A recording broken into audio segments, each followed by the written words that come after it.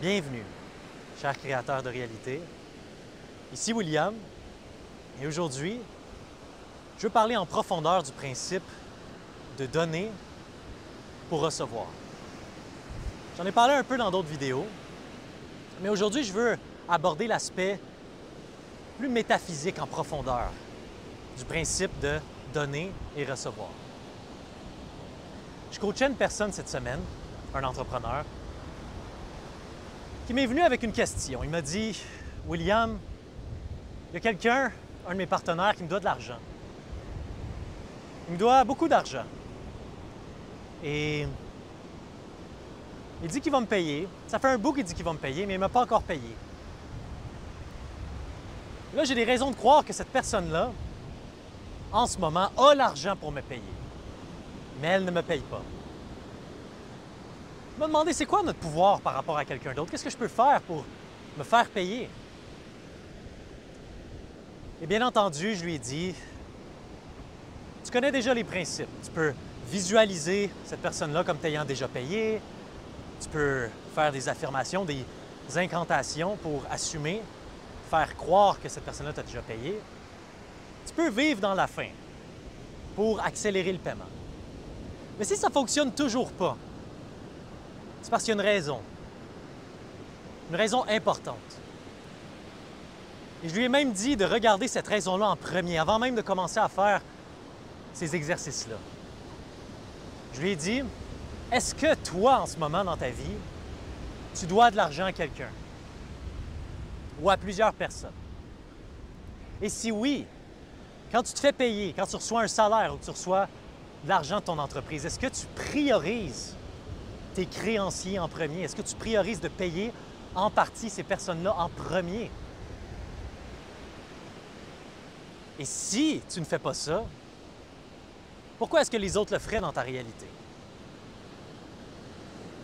La réalité, c'est un miroir. Tu peux te demander ce que tu veux à la réalité, mais si tu donnes une vibration différente de ce que toi tu demandes de ta réalité, tu ne recevras jamais ce que tu veux. Ce qu'on détient à l'intérieur de nous, ce qu'on donne énergétiquement, ça nous revient de plein de façons dans notre réalité parce que le monde extérieur, c'est une réflexion du monde intérieur. C'est le principe que je voulais aborder aujourd'hui. En ce moment dans ta réalité, la chose que tu es en train de manifester, est-ce qu'il y a quelque chose que tu donnes à l'intérieur de toi qui n'est pas aligné? Qui n'est pas aligné avec ce que tu demandes? On ne peut pas berner l'univers, on ne peut pas berner la loi. Soit on est intègre, soit on est vrai, ou soit on ne l'est pas.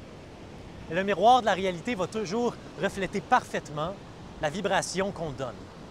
Donc on peut vouloir manipuler les autres dans notre réalité comme on le veut. Si on fait ça, c'est parce qu'on ne comprend pas la vraie vérité de l'expérience qui est en train de nous arriver. Ce qui se passe en ce moment dans notre vie, c'est une réflexion de ce qui est présent à l'intérieur de nous. Donc, au lieu d'essayer de tout contrôler tout de suite, soyons curieux. Soyons curieux de ce qui se passe dans notre monde. Soyons curieux de la réflexion qui est en avant de nous. Parce que ça nous en dit sur nous-mêmes, ça nous en dit sur nos programmes intérieurs, sur notre monde intérieur, sur les choses qu'on peut adresser, qu'on peut guérir, qu'on peut transformer, transcender. Donc, s'il y a une chose à retenir de cette vidéo-là, c'est de commencer à observer le miroir qui est en avant de toi, la réalité physique, d'avoir de la curiosité, de devenir curieux, de ne pas trop t'attacher au mouvement, au haut, au bas, d'immédiatement réagir, mais de plutôt être curieux, d'observer. Et ça vient aussi à parler, ne pas être trop attaché. Quand je dis de ne pas être trop attaché, ça revient à l'histoire. Je ne sais pas si j'ai déjà raconté cette histoire sur ma chaîne YouTube. En anglais, ça s'appelle « Who knows what's good or bad ?» Qui sait ce qui est bon ou ce qui est mauvais? Et je vais raconter l'histoire brièvement ici pour que tu comprennes le principe. C'était un père qui vivait avec son garçon chez lui et ils étaient paisiblement, en train de vivre leur vie, dans leur jardin. Et un jour, il y a un cheval qui est venu sur leur propriété. Et les voisins qui ont vu le cheval venir sur la terre du fils et du père se sont dit « Wow! Ils sont tellement chanceux! Il y a un cheval qui est venu sur leur propriété. » Et le jeune enfant a commencé à s'amuser avec le cheval. Les voisins étaient jaloux, disaient au père « Wow, tu es tellement chanceux, c'est magnifique ce qui se passe! » Et le père, lui, il a dit sagement « Qui sait ce qui est bon ou mauvais? » Et le lendemain, le jeune garçon qui était sur le cheval a tombé du cheval. Le cheval a fait un faux mouvement et le petit garçon a tombé par terre et s'est cassé le bras. Et là, les voisins se sont écriés « Quelle malchance! Le cheval a fait en sorte que le petit garçon s'est cassé le bras. Quelle malchance! Non, non! » Et le père s'est dit « Qui sait ce qui est bon ou ce qui est mauvais? » Et le jour d'après, il y a un agent de police ou un membre de l'armée qui est venu, qui a cogné à la porte des voisins, qui a cogné à la porte de la maison où le père et le garçon habitaient, et venait pour prendre tous les enfants, en fait pas les enfants, mais les hommes et les jeunes qui étaient en bonne santé pour aller à la guerre.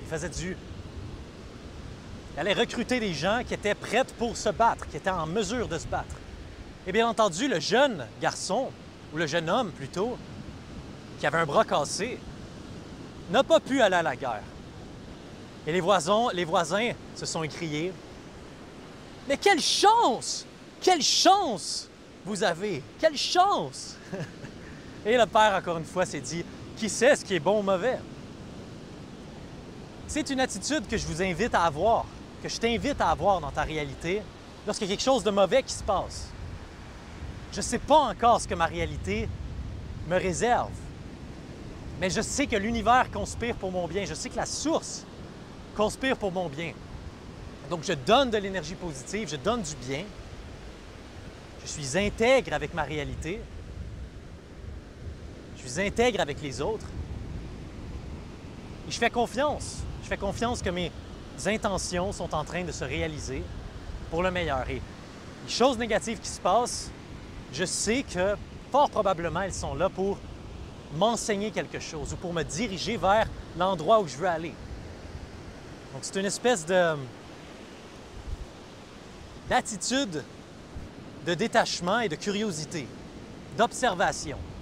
Et c'est comme ça qu'on commence à apprendre comment l'univers, la source, opère avec nous, fonctionne avec nous, joue le jeu avec nous. On fait un pas, l'univers fait l'autre pas. On fait un autre pas, l'univers fait l'autre pas.